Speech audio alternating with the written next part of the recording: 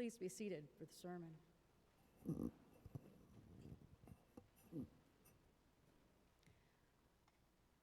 So I had a really hard time getting this sermon figured out. Mother Ann and I were discussing one time about going through the readings and reading them from a different perspective. When a deacon reads the scriptures for today, we're going to zoom right in on that letter to the Ephesians. Get to work, y'all. There's a calling, y'all. We got stuff to do, y'all. That's Deacon. But I could not shake the gospel.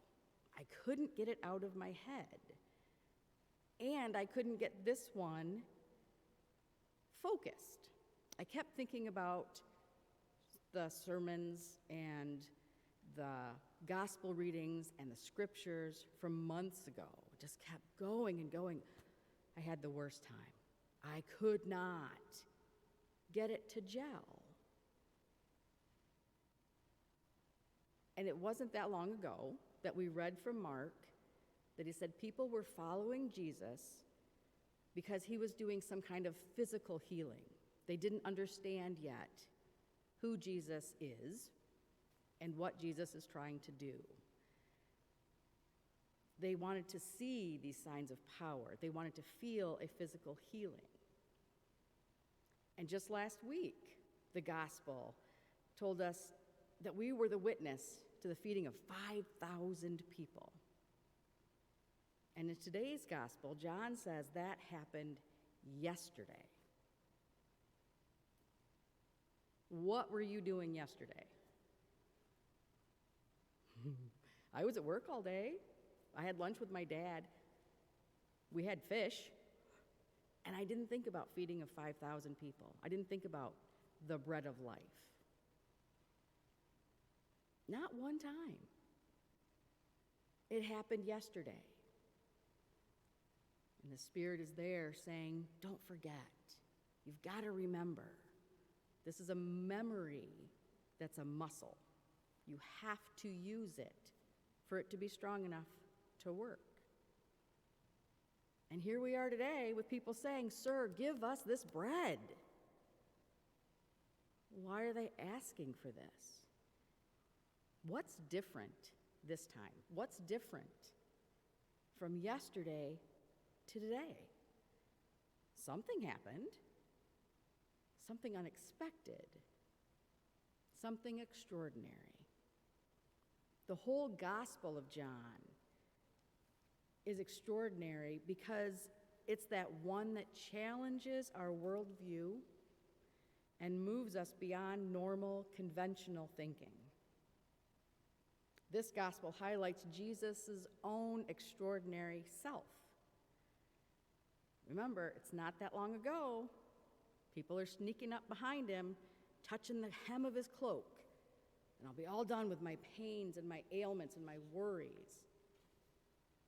Then yesterday, just yesterday, they had their stomachs full of bread and fish.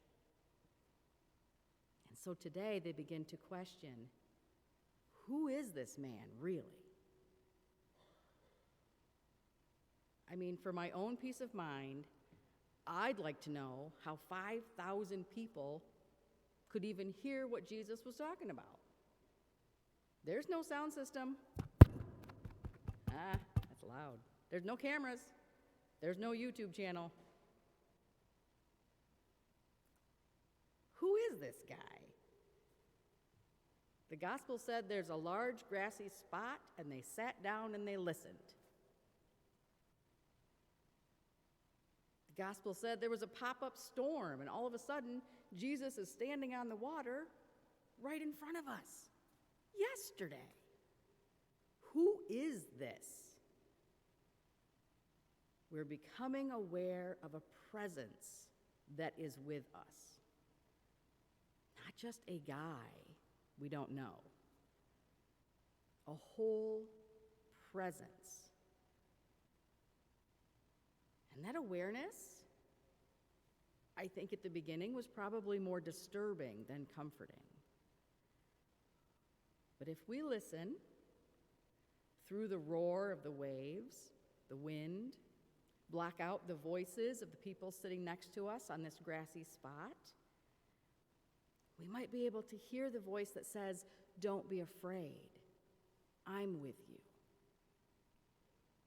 The same voice today that says, "You aren't looking for me because you saw signs, but because you ate as much as you could." We're looking for physical healing, and what we found was a physical fulfillment that didn't make us full. That's a new level of awareness. So, of course, as humans, we get it wrong. If this guy is powerful, we need him to be in charge. Let's get this guy to be our king. We're thinking earthly power. We want Jesus to be our king, take care of it all for us, keep us full. And we're just going to ignore that part that says something's different. I'm full, but I need more. How patient is Jesus? If there was ever a champion eye roller, I think Jesus is going to be in the top 5. These people don't get it. I've got to get away from them. I got to go. They got the boats. I'm out of here. I'm gone. But we keep craving something else, something more. Can't let this guy get too far from us because we understand things differently now, but we don't understand everything and we need to know more. So we jump ahead of Jesus. We don't follow and see this bread, this life. They go ahead of him and they see an earthly king. And from this point on, today, we have the chance, we have a choice to see Jesus in this new way. Who Jesus really is will dominate everything from this mountain that he's on now to the next one that holds a cross. Every step of that journey gives us the opportunity to follow the signs that are actually in front of us, or we can jump ahead and expect Jesus to follow us. Yesterday gave us the signpost, but today we have the whole path. The people of Israel rely on the stories of manna from heaven that God sent through Moses. So the crowd isn't understanding that God is making a new demand that we are to believe in Jesus, that this Jesus is the bread from heaven, the bread of life. He will not be a military hero. He will not be a national touchstone of power.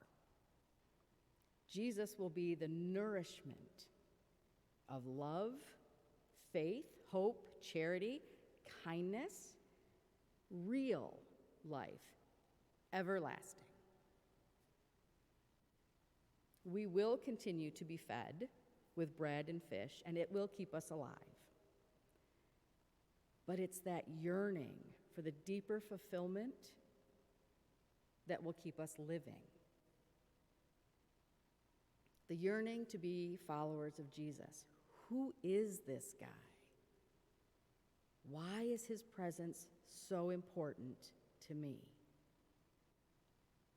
That yearning to turn away from our stormy waters and seek the comfort of a patient and loving presence. Yearning to repeat again and again, "Sir, give us this bread. Give it to us always." Amen.